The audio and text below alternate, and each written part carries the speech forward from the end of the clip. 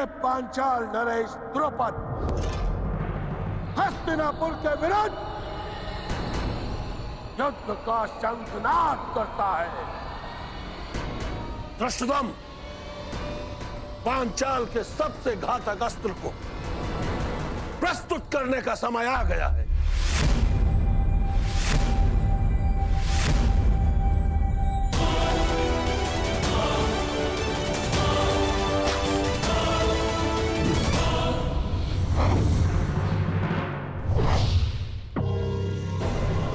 मुझे लगता है कि अपने दामाद पांडवों का परिणाम देखकर पांचाल नरेश संधि कर ही लेंगे। मुझे विपरीत उत्तर की अपेक्षा है युवराज।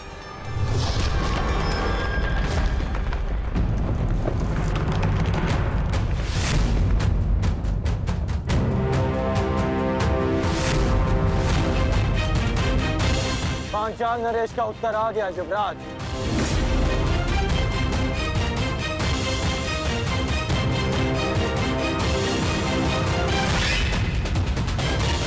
शांति सदा युद्ध से श्रेष्ठ होती है। हमने शांति का प्रयास किया जो निष्फल रहा।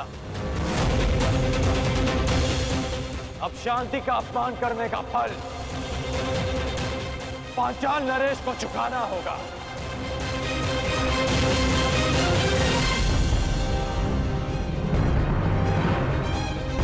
अब जब युद्ध निश्चित है अंगराज, तो सावधान रहना। कदाचित आपने पांचाल के मायावी योद्धा के विषय में नहीं सुना है। मायावी योद्धा? हाँ अंगराज, मायावी योद्धा द्रुपद की सबसे बड़ी शक्ति।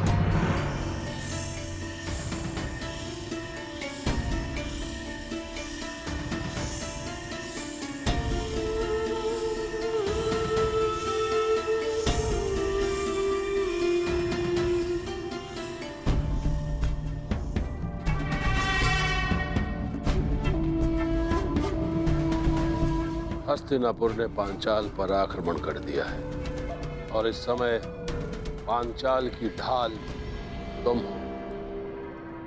तुम्हें इस युद्ध में भाग लेना ही होगा।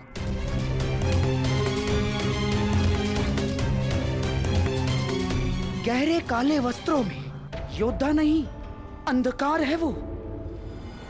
जहां जाता है शत्रु के दल में अंधकार फैला देता है वो।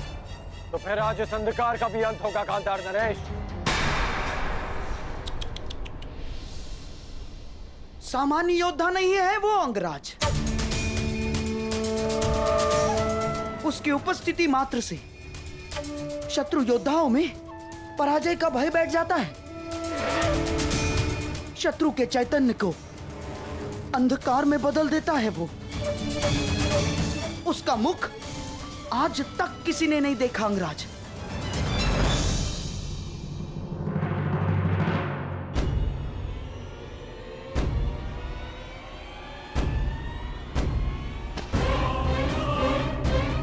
यही अवसर है पांचाल की रक्षा करने का और अपना प्रतिशोध लेने का, जिसकी कई जन्मों से प्रतीक्षा थी तुम्हें।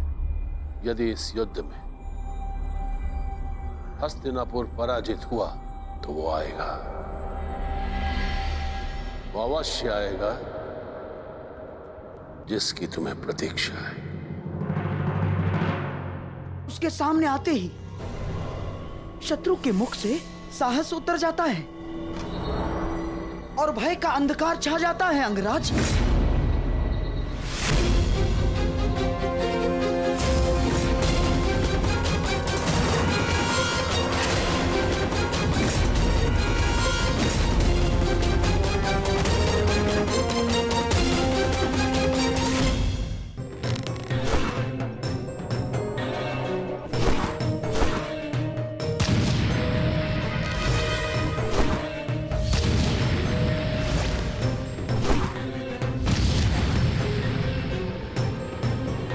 चट्टान पर बाणों का प्रभाव क्यों नहीं हो रहा? अवश्य ये कोई मायाजाल है।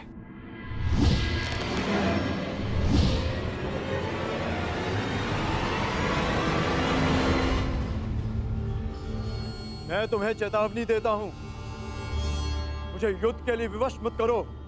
जिस किसी का भी ये माया जाल रचा है, मेरे समक्ष प्रस्तुत हो।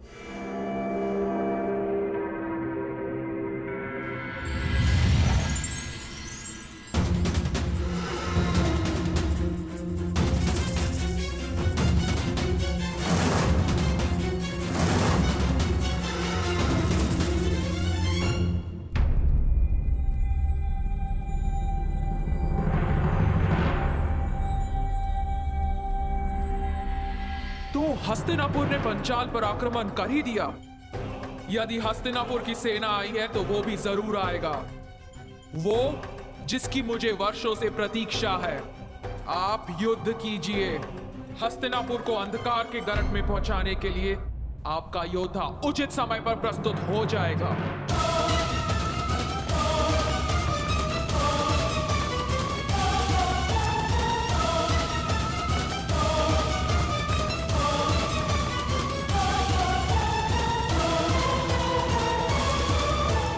लगता है पांचाल नरेश अपनी सारी सेना ले आए। तो आज पांचाल की सारी सेना का नाश होगा।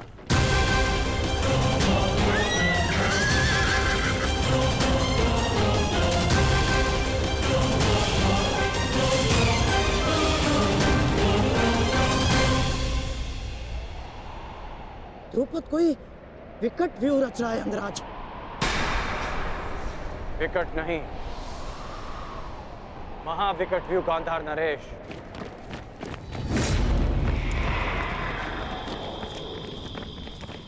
ठीक से देखिए।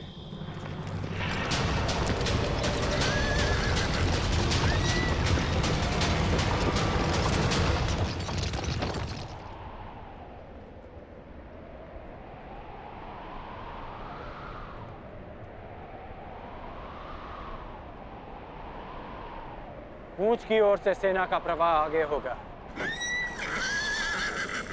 और 6 फनों की अगुवाई करेंगे 6 महारथी।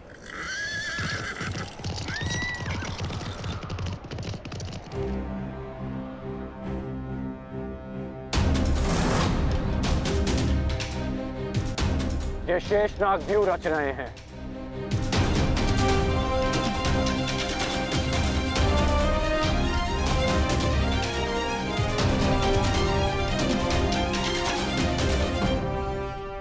पहले ही प्रयाण में इतनी बड़ी समस्या। हम वन भ्रमण पर नहीं, दिग्विजय पर निकले हैं गांधार नरेश। दिग्विजयों का सामना तो करना ही होगा।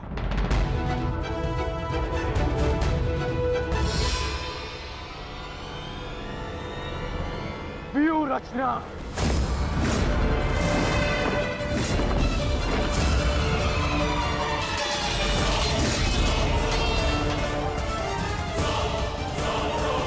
शेषनाग व्यू का उत्तर है गरुड़ व्यू।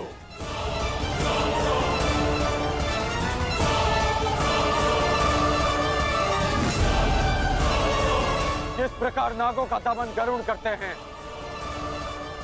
उसी प्रकार हमारा व्यू पांचाल की सेना को छिन्न भिन्न कर देगा। अद्भुत मित्र, अद्भुत। पांचाल नरेश, ये हस्तिनापुर की ओर से अंतिम चेतावनी है। अंतिम अवसर है आपके पास। युवराज दुर्योधन से संधि कर लीजिए। वही दुर्योधन ना जो पिछले युद्ध में हमारे हाथों बंदी बना था। वो दुर्योधन मित्रता के योग्य नहीं है। जिन कौरवों के हाथ हमारी पुत्री यज्ञासिनी के आंचल तक पहुंचे हैं, उन हाथों से संधि नहीं, अपितु उन हाथों का नाश होना चाहिए। अब मेरी भी अंतिम चेतावनी सुन लो अंगराज।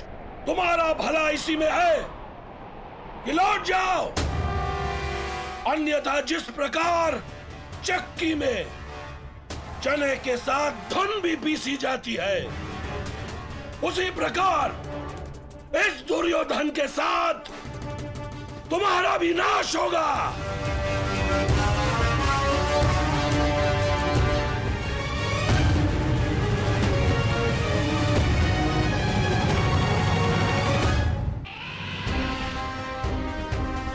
तुम्हारा भला इसी में है कि लौट जाओ। सबसे श्रेष्ठ युद्ध वो है जो कभी ना हो। जो शांति से प्राप्त हो सकता है वो युद्ध से नहीं। क्षमा करना नटवर, कुछ मनुष्य युद्ध से पूर्व शांति का महत्व नहीं समझते। आक्रमण! आक्रमण!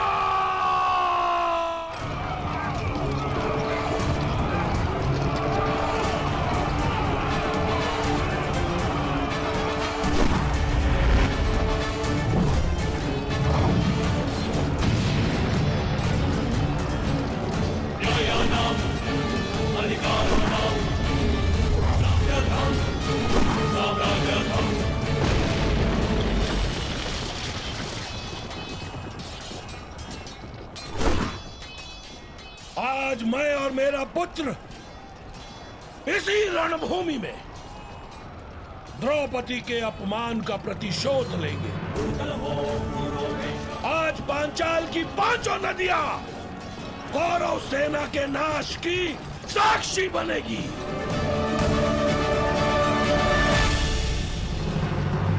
आप कौन है देवी? मालिनी, यक्षिणी हूं मैं। क्या चाहिए आपको?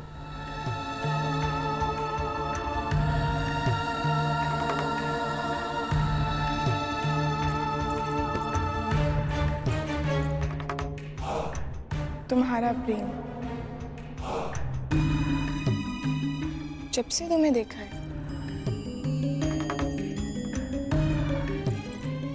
तुम्हारी ओर मोहित हो गई हूँ। अर्जुन,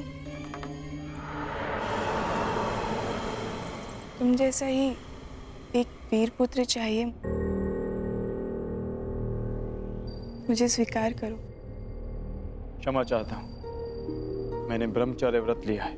व्रत और संकल्प दोनों ही तोड़ने के लिए बने हैं।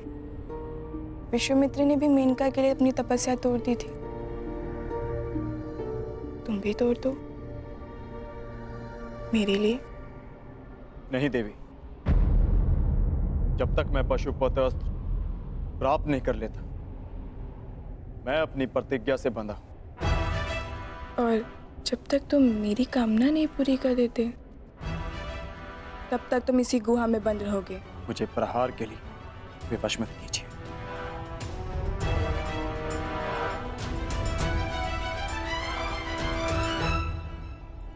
प्रयास करो। स्त्री पर अस्त्र उठाना क्षत्रिय धर्म नहीं, परंतु जो स्त्री काम वेश में आकर पुरुष का धर्म भंग करना चाहे, जिसे मर्यादा का ज्ञान ना हो, जो अपनी ही काम पूर्ति के लिए अपनी शक्तियों का दुरुपयोग करे, उसे राक्षसी माना गया है।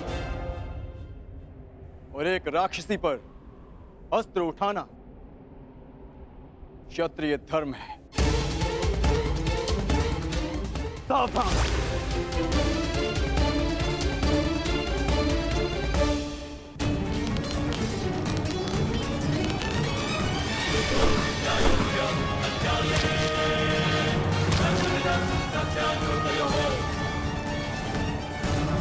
पांचाल नरेश, आप भूल रहे हैं कि मैंने किससे शिक्षा ली है। कदाचित आपने मुझे स्वयंवर में अपने कौशल प्रदर्शन का अवसर दिया होता, तो आज आप मुझसे युद्ध करने का दुस्साहस नहीं करते।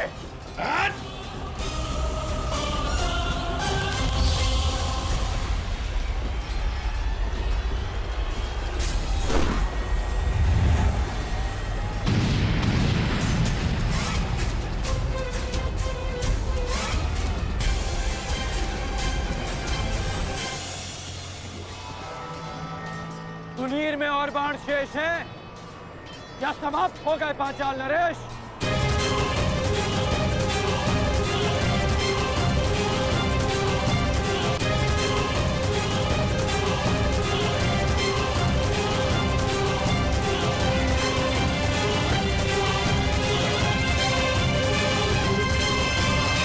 एक वृक्ष को काटने के लिए कुल्हाड़ी की लगभग 100 मार लगती है। हाँ, अंतिम प्रहार उसे अवश्य गिरा देता है। तो क्या पहला प्रहार निष्फल हो गया? नहीं, पहले प्रहार ने चिन्ह बनाया और दूसरे प्रहार ने उसे और गहरा कर दिया। और इसी प्रकार हर प्रहार उस वृक्ष के तने को इतना दुर्बल बना देता है कि अंतिम प्रहार वृक्ष को धराशायी कर जाए। इसलिए यदि आपका पहला प्रहार असफल हो जाए तो स्वयं को असफल मत समझो, प्रहार करते जाओ।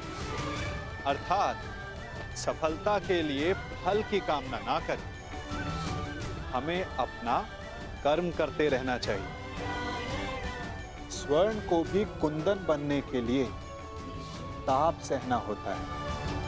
हीरे को भी चमक पाने के लिए सान पर स्वयं को घिसना पड़ता है।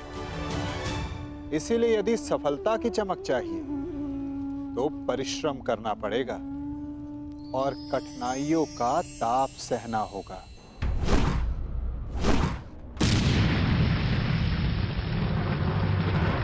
तुनीर में और बाण शेष हैं या समाप्त हो गए पांचाल नरेश?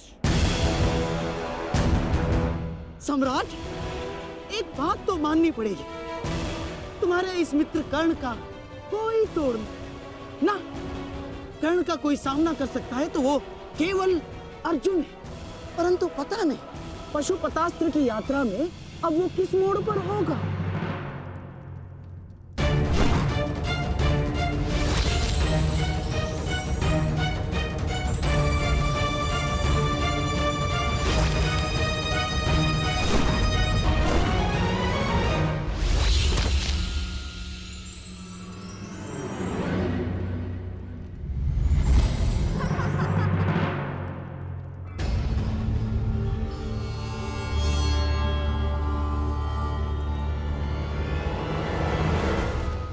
बड़े भोले हो तुम कौनते। जिस अस्त्र से मुझे मारा जा सके वो तुम्हारे पास नहीं है, परंतु जिस अस्त्र से तुम्हें बांधा जा सके वो अस्त्र मेरे पास है।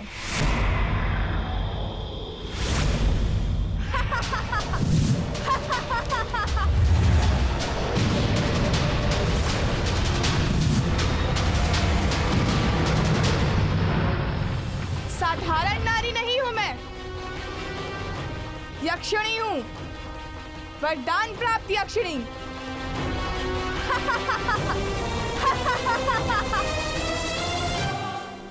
इस कर्ण के सामने हमारा हर प्रहार असफल है पिताश्री। समय आ गया है पांचाल के सबसे घातक अस्त्र को प्रस्तुत करने का।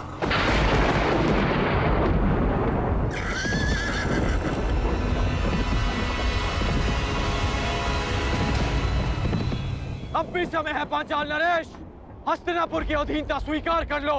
जिसकी पुत्री द्रौपदी ने इतना सब कुछ सहने के पश्चात भी दासी बनना स्वीकार नहीं किया, तो फिर उसका पिता द्रौपद दास बनना कैसे स्वीकार कर सकता है?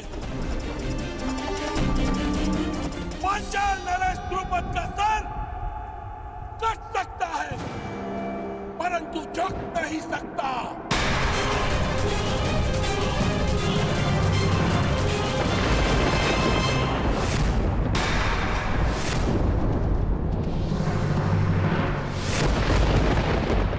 मुझे युवराज दुर्योधन के चरणों में राजाओं के मस्तक चाहिए,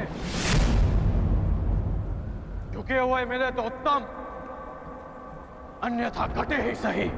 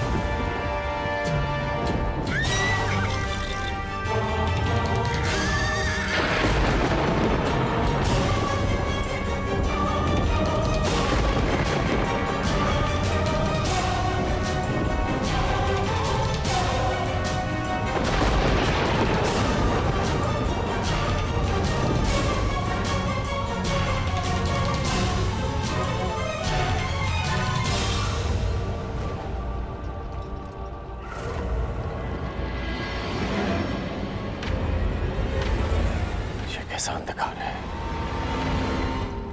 कैसी माया है ये।